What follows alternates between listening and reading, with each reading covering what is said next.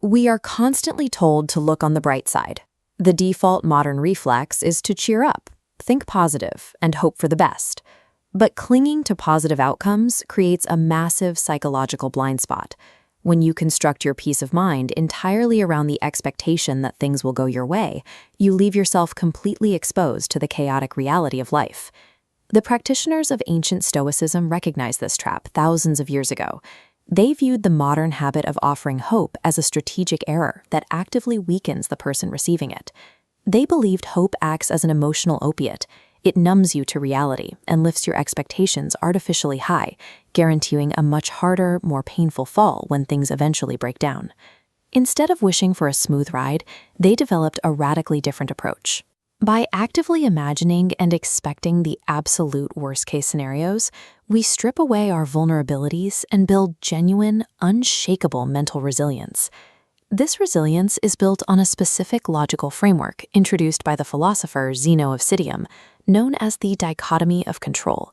It splits human experience down a harsh, undeniable boundary. On one side is your internal zone, containing what you govern, your thoughts, daily choices, and direct actions.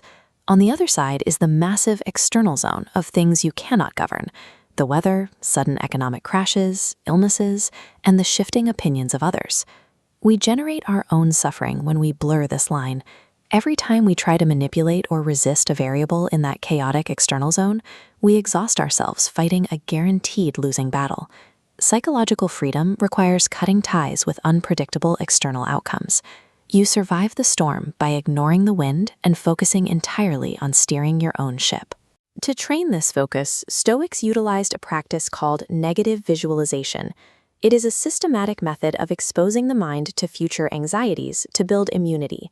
Some took this out of their heads and put it into physical practice. Twice a year, they would put away their smart clothes, wear dirty rags, sleep on a cold kitchen floor, and eat only stale bread. By intentionally living their nightmares, they forced an invaluable realization. Losing their wealth or status was certainly terrible, but they were still breathing. Survival was entirely possible, and even profoundly peaceful, without the comforts they once feared losing. This exact same logic applies to anger. The Stoics argued that rage is strictly a failure of expectations, the sudden collision of misplaced hope with unforeseen reality. You don't scream at the sky when it rains because you know rain exists. If you actively anticipate betrayal, theft, and malice as normal daily occurrences, you neutralize the shock when people eventually act poorly. You price in the tragedy before it happens. By expecting the misery of life as a baseline, you eliminate the element of surprise, removing the world's ability to emotionally crush you. Stoicism was forged and stress-tested in the hyper-violent, chaotic reality of the Roman Empire, where sudden death or exile was a daily occupational hazard. Take the philosopher Seneca. He served as a tutor to the unhinged dictator Nero, who, on a whim, ordered his old teacher to take his own life in front of his family. As armed guards grabbed him, Seneca's wife and children understandably panicked, clinging to him and weeping. Seneca, however, faced his execution with a deep, unsettling calmness.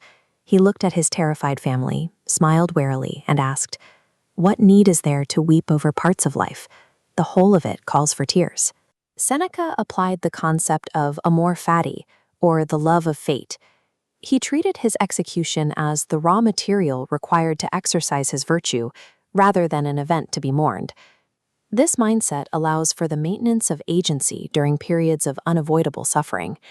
It anchors your character so firmly that external events completely lose their power to dictate your internal state.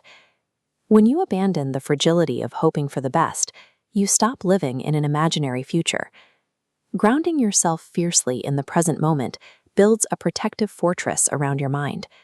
Inside that fortress, you have the space to cultivate the only 4 metrics that the Stoics believed actually matter: wisdom, courage, justice, and temperance.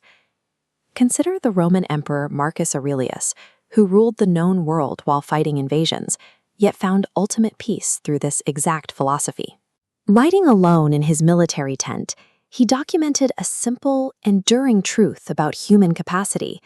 We are, each of us, vastly stronger than we think. True tranquility is never found by crossing your fingers and wishing for an easy life. It is found in looking at the absolute worst the world can throw at you and knowing with complete certainty that you are ready for it.